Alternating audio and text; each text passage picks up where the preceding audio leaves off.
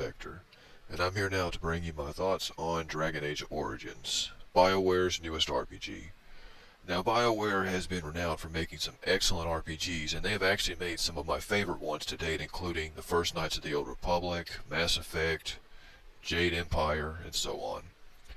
And I have to say that, despite a few problems I had with this game, I found that it really did live up to just about everything I expected. Now, the game itself has sort of a medieval kind of a feel to it. It's set in a brand new fantasy world, and depending upon the origin story you pick for your created character, the game opens in one of 6 different ways, which basically serves as just how your character comes into the fold of the main story. All stories end up at pretty much the same point, it's just a matter of how you get there.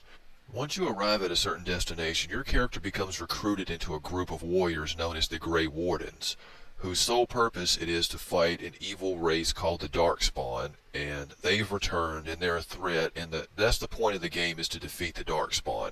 And of course, it's nowhere near as simple as that. You've got quite a big task ahead of you. And the morality choices that Bioware has become sort of famous for return here, and much like in Mass Effect, they're not all black and white, simply choosing good or evil. Because as far as I'm concerned, good and bad and right and wrong are just points of view. So really, it's never really 100% one or the other. There's always sort of gray in there. Overall, the morality choices were pretty good in this game. Some were better than others, and overall the story itself is cool. And Bioware's always had pretty interesting characters in their games, as I've commented on in earlier videos, and there's no exception here. Most of your characters, your party members, are pretty cool. Some are a bit more cool than others, but overall I thought it was a pretty neat cast of characters, and I wasn't really disappointed either way. But there is one area of the game which would leave a lot of people disappointed, and that was the graphics.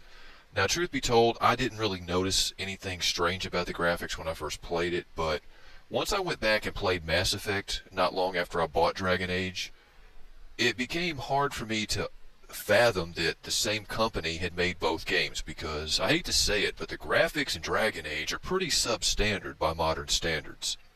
And one of the most common phrases out there today is that graphics don't make a good game.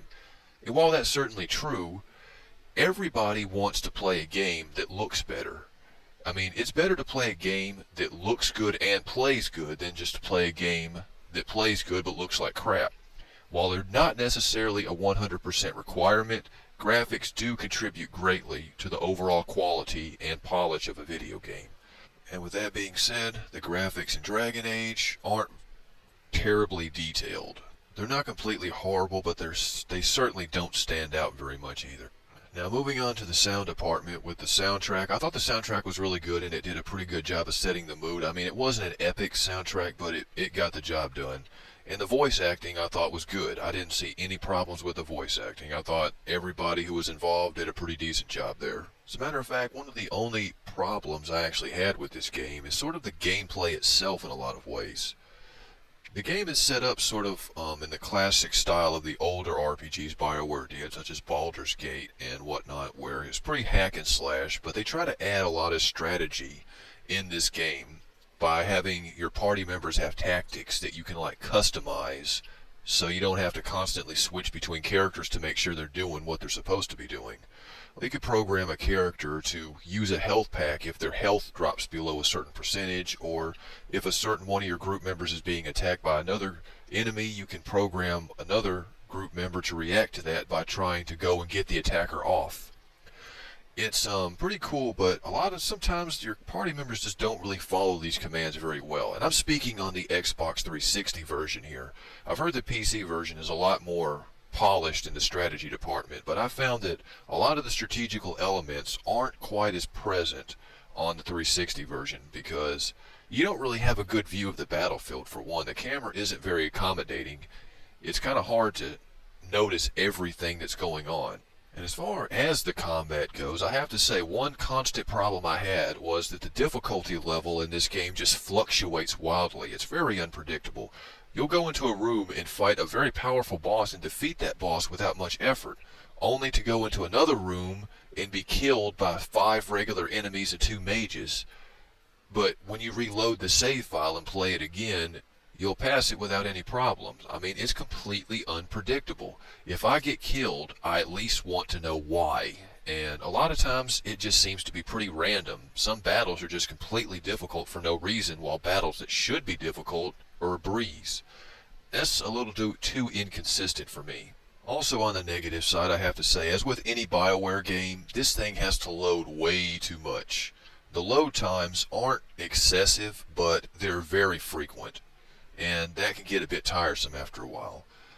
Another problem I had was there's an item limit. Why is there an item limit in most of these newer games? I mean, are they actually trying to say that they want to be realistic, like you can't carry that many items? Well, how is it realistic that you could carry 70 items anyway? Like, you can carry 55 swords between 3 characters? That's not realistic.